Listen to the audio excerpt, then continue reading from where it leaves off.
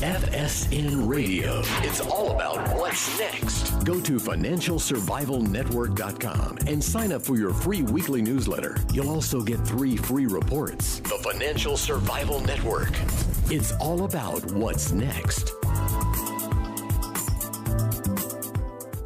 Welcome. You are listening to the Financial Survival Network. I'm Kerry Lutz. Today is Monday, February 13th, 2017. Well, hey, remember I told you about HelloFresh. And HelloFresh is the meal kit delivery service that makes cooking fun, easy, and convenient. And for me, that is really saying something because I have absolutely no cooking talent whatsoever. But it gets delivered to your home in a box. Each week, HelloFresh creates delicious new recipes with step-by-step instructions that are designed to take around 30 minutes for everyone from novices to seasoned home cooks short on time. Now, I am below a novice. I mean, if those directions aren't incredibly simple, I just can't do it. And the last thing I cooked was meatloaf. Now, the meat was purely natural, no antibiotics, no hormones. It was delicious. It was easy to make. I mean, I never made a meatloaf before in my life. It was amazing. And HelloFresh, they employ a full-time registered dietitian on staff. The dietitian reviews each recipe to ensure it's nutritionally balanced, which for me, being a bachelor, is really, really important because hey, I eat the worst junk like you can imagine. It all gets delivered to your doorstep in a specially insulated box for free. And I mean, like, I have made some of the worst dishes. I burned the stuff. This thing, it just tells you, do this, do this, do this. It's done. They've got a great offer for you. You get $35 off on your first week of deliveries. Just go over to HelloFresh.com. You enter the promo code KHL when you subscribe, and the rest is easy. The food comes, natural ingredients. I mean, it is so easy. I can't wait to try the chicken next. The food is just great. I love it. I'm going to keep subscribing to it. You should too. It's just terrific. I love it. You're going to love it. HelloFresh.com. I don't know how I lived without it. You save so much money compared to going out to restaurants.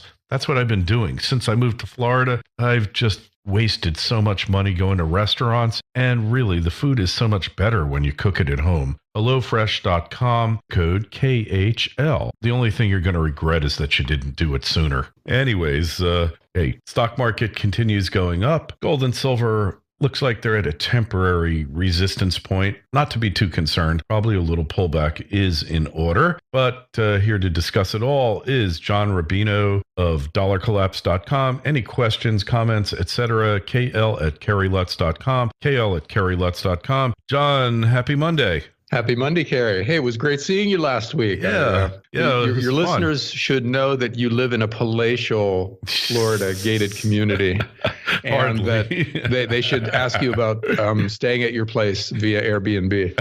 Yeah, well, hey, I'm a great Airbnb host, as my current guest will testify for sure. But we're very selective about whom we allow to stay. So if you meet the right criteria, then maybe, but don't count on it.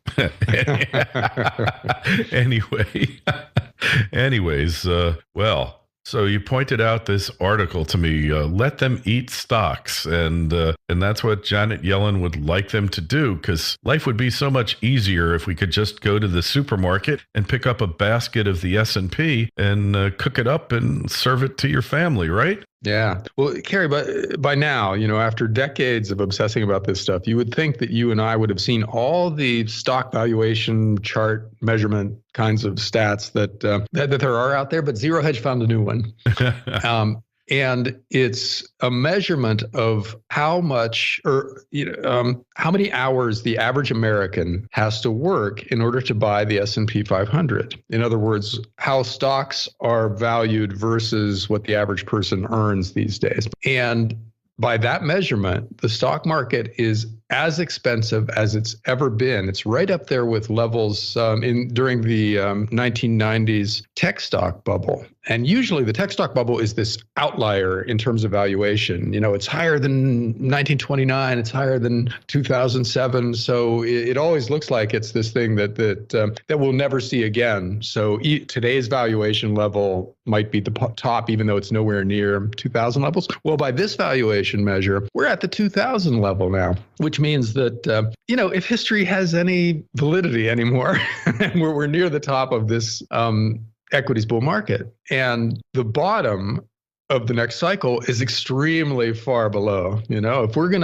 to retrace history in any way, then we're going to get something like a 50 or 60 or 70% drop in equity prices to get us back to levels at which the average person's income allows them to buy stocks again, and the question then becomes, does history matter anymore? And that's a big one. I'm not sure in this world whether stock valuations have any relationship to past levels, because the institutions that are out there intervening in the monetary system and the financial system are so different now. We've got central banks buying equities around the world, which is a new big buyer that's never been there before, using unlimited amounts of money that they can create out of thin air. And we've got central banks pushing interest rates down to zero and in some cases negative levels, which we've never seen before.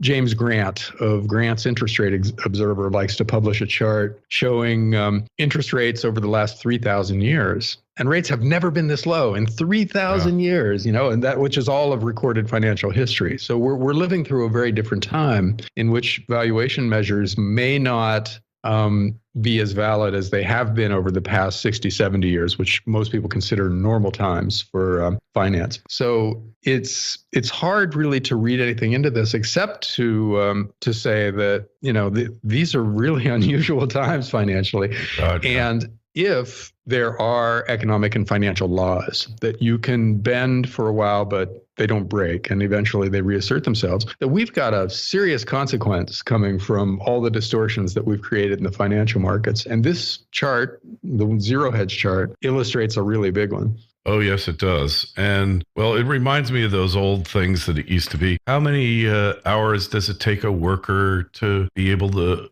work to buy a car or a TV set or a house or whatever? And we never saw one for a basket of stocks, right? We never looked at it. It was kind of irrelevant. But now, all of a sudden, it's the stock market, because we've become a stock market centric society. Nothing else seems to matter anymore, does it? And what this illustrates is the gap between rich and poor and how it's growing in the U.S., because the people who own stocks are by and large well off. The 1% owns vastly more stocks than any cohort within the 99%. And so they're benefiting from this, while the average person who is working and paying the rent and everything, but not much beyond that, is just seeing the price of the assets that might be expected in other circumstances to help him build capital just running away and being priced out of his range, So it's getting harder and harder for the average person to save and build capital. And what they're making is falling further and further behind the cost of so many things that life is getting harder and harder. Whereas for people who already have capital, it's getting easier and easier because the stuff that they bought with their capital is going up in value. So it's one of those things that certainly looks like it has a limited time frame in which to run, because politically people just won't put up with it for very much longer. Trump is a good example of this. A large number of people in the U.S. now recognize that the system doesn't work for them anymore. So they're willing to vote for an outsider who might have a few rough edges, but who recognizes, or at least appears to recognize, their plight and promises to do something about it. So the process of rich people accumulating more and more wealth at the expense of everybody else can't run for that much longer without there being some kind of a revolution. If Trump doesn't do it, then the next guy who comes along will be even more extreme. It'll be Bernie. And Bernie, they'll rescue him from the grave, right? Well, Bernie Sanders, I think, might end up being more important than Donald Trump in the last couple of years, because he showed that there's a fairly serious market demand out there for unabashed socialism. Yeah, irrational, really off the wall, crazy, whacked out socialists with plans that cannot work. Well, but that's what you get in times when there's an aristocracy siphoning all the wealth away from everybody else. You get people who stand up and say, listen, we're just going to take it away from these guys. We will expropriate the wealth of these guys who've been expropriating your wealth, and we'll give it back to you. You know? And that sells when a lot of people feel like they're being expropriated. So it probably won't be Bernie Sanders because of his age next time around. But a lot of charismatic young politicians are looking at him and saying, wow, I could do that. I could do it, but I could be a good looking 35-year-old. So let me give it a try. And so the next election is going to see a lot of, Donald Trump clones, people who are really brash and play to the somewhat harsher side of the psychological spectrum, but still speak the language of regular people, but do it in kind of an authoritarian way. And socialists, who are out there saying, you know what, we'll just give you free this and we'll give you free that. And we'll pay for it by taking it away from these guys who deserve to be ripped off, Yeah. And so at that point, the political system potentially spins out of control, because whoever you get is going to do things that are patently unconstitutional, or at least just, as you said, crazy, and won't work. They'll do things, they'll get away with things for a few years, and it'll seem okay, and then it'll all blow up on us. Yeah. And you could make the case that we've been doing that for 30 years now, where the government borrows more and more money each year and just spends it on whatever and doesn't prioritize. We build up a global military empire and a cradle to grave entitlement state and paid for it with borrowed money, a lot of which is borrowed from China. So you could make the case that we're going to blow up regardless. But the political system is going to play into this feedback loop going forward, because people are so mad. And this chart, with how much you have to work to buy some equities now, illustrates the reasons for the anger that a lot of people feel. It's legitimate anger. It's just going to be channeled in directions that are scary and dangerous going forward, because that's all that's left. There's no middle of the road candidate that is going to stand up and explain how to fix what's wrong now. So it's only going to be people at the extremes who appear to have solutions. And so you'll choose a right-wing extremist or a left-wing extremist in the next election, which, by the way, we almost had this time. If the Democrat primary was run honestly, it would have been Trump versus Bernie Sanders in this last election. So, we would have gotten there this time. And, next time around, we almost certainly will get there. Yeah. Well, hey, it's, if it had been run honestly. Yeah. And that's the thing. So many Democrats know that, and they're so mad at the Democrat establishment. Not only did the Democrat establishment squeeze their guy out in kind of a dishonest way, but they did it in favor of somebody who didn't win. If Hillary Clinton had won, then the 1/3 of the Democrats who are avowedly socialist wouldn't be too mad, because at least, their person would be in office, somebody that is on most issues aligned with them would be in charge. But now their guy lost dishonestly, and the guy who squeezed him out didn't even win. And so they're really mad. So next time around, they're open to a young, charismatic Bernie Sanders-ish guy or gal, a candidate to run and possibly win. I would say that Elizabeth Warren right now, if the Democrats had a primary, she would have a very good chance of winning. It would be Biden versus Warren. And so you'd see that same divide where, Biden would have the Clinton machine, and Warren would have the iconoclasts, the socialists, and the other extremists in the party. And it's a good chance Warren would win. So next time around, we could easily see somebody who at least seems younger and more energetic and more likely to last through 4 or 8 years of a presidency, running with his policies, Yeah. So, hard to believe, but. And then in the meantime, the rest of the world is doing the same thing. France has an election coming up in which Marine Le Pen, who is, the head of a party that used to be neo-fascist, getting the most votes. She's cleaned up the party's image and everything, but she's still perceived as far right-wing in France. Yes. And in the first round of voting, she's going to be the biggest vote getter. She's still, statistically is unlikely to win the runoff for the presidency, but Trump was unlikely to win before he won, and Brexit was unlikely to pass before it passed. So she's seen that way, well within the range of possibility of becoming the next head of France, and she will take them out of the EU and the Eurozone if that happens. Yeah, so imagine that, we might not even get to the next U.S. election before a global financial crisis hits. That would probably precipitate a global financial crisis, wouldn't it? It would, which, by the way, is coming anyhow. There's nothing the Europeans can do to fix the euro. It's just what's going to cause it. Yeah. So one way or another, it blows up because it had fatal flaws to begin with, and those fatal flaws are going to kill it in the not too distant future. But same thing can be said of Japan. Their strategy after 1990s bubble bursting was to borrow lots of money and try to prop up their zombie financial institutions. They've been doing it ever since. They're so deeply in debt that they're going to blow up pretty soon. And China borrowed more money over the last 5 years than any other country in history, and now is experiencing a slow motion credit crisis in which they're trying to figure out how to stop everybody from moving their money out of the country, and they're failing.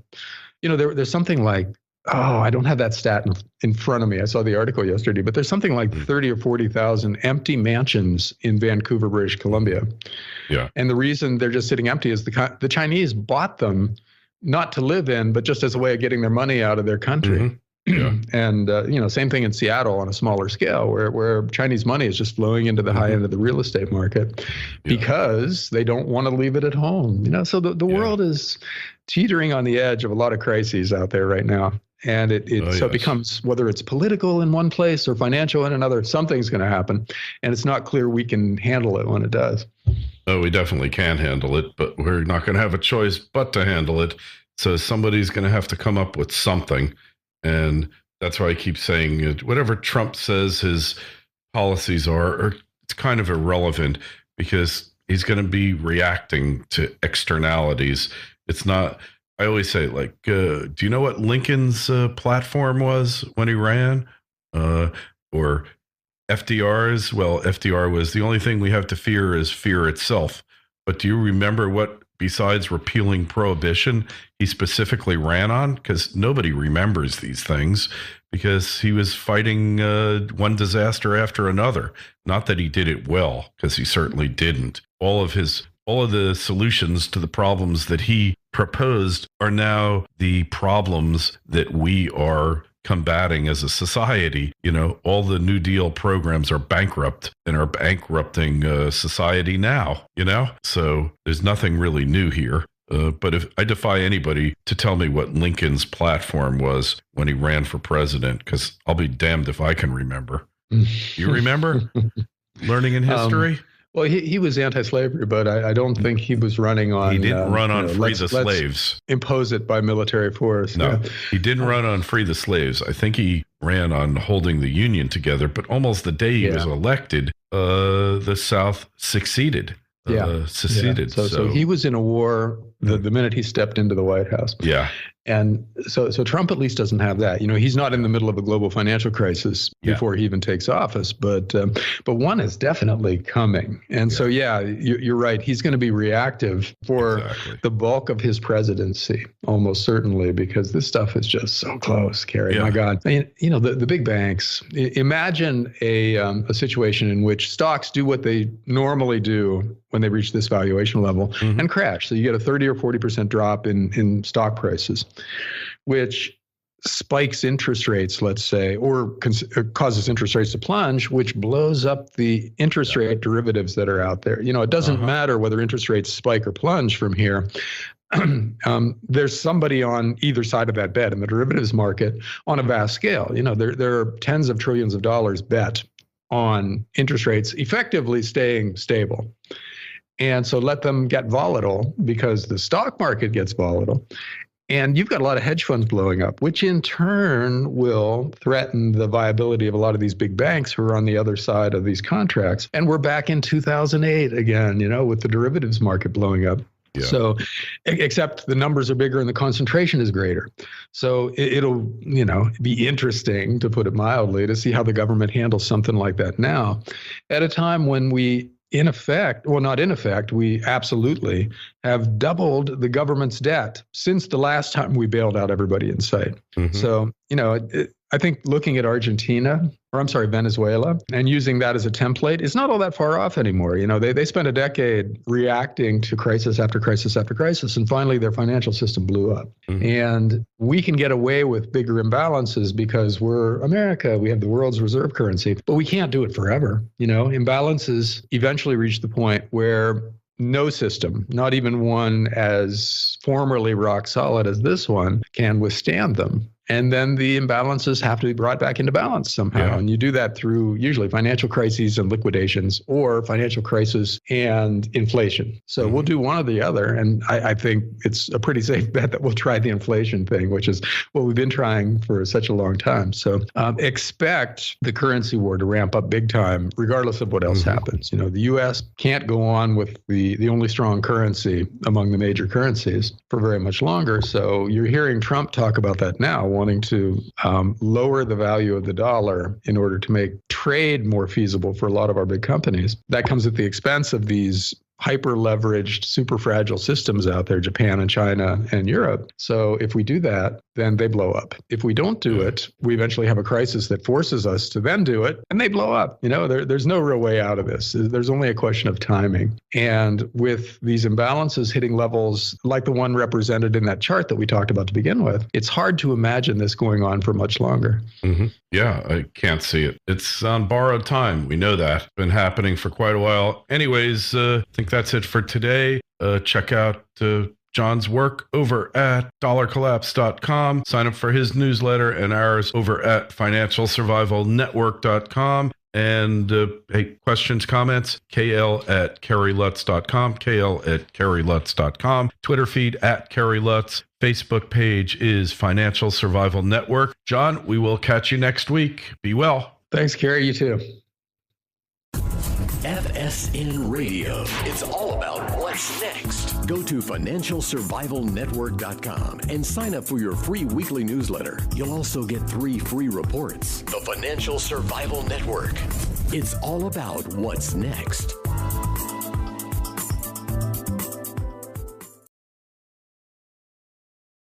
Do this.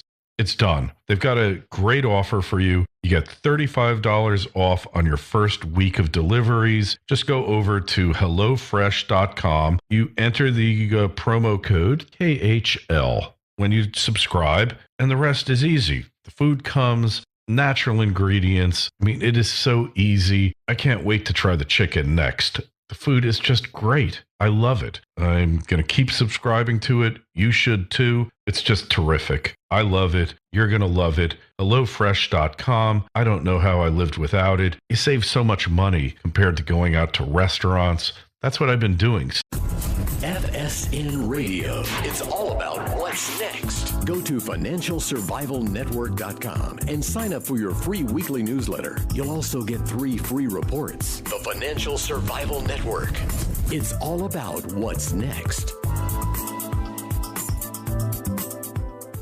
Welcome. You are listening to the Financial Survival Network. I'm Kerry Lutz. Today is Monday, February 13th, 2017. Well, hey, remember I told you about HelloFresh. And HelloFresh is the meal kit delivery service that makes cooking fun, easy, and convenient. And for me, that is really saying something because I have absolutely no cooking talent whatsoever. But it gets delivered to your home in a box. Each week, HelloFresh creates delicious new recipes with step-by-step instructions that are designed to take around 30 minutes for everyone from novices to seasoned home cooks short on time. Now, I am below a novice. I mean, if those directions aren't incredibly simple, I just can't do it. And the last thing I cooked was meatloaf. Now, the meat was purely natural, no antibiotics, no hormones. It was, since I moved to Florida, I've just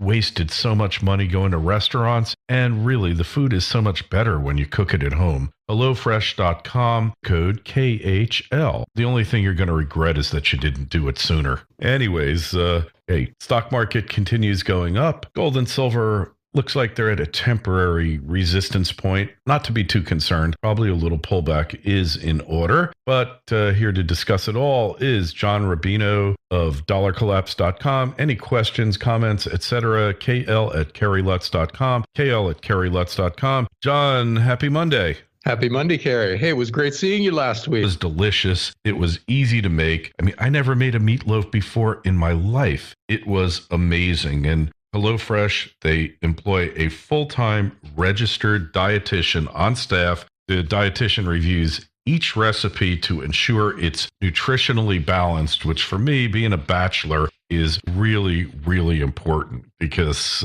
hey, I eat the worst junk like you can imagine. It all gets delivered to your doorstep in a specially insulated box for free. And I mean, like, I have made some of the worst dishes. I burned this stuff. This thing, it just tells you, do this,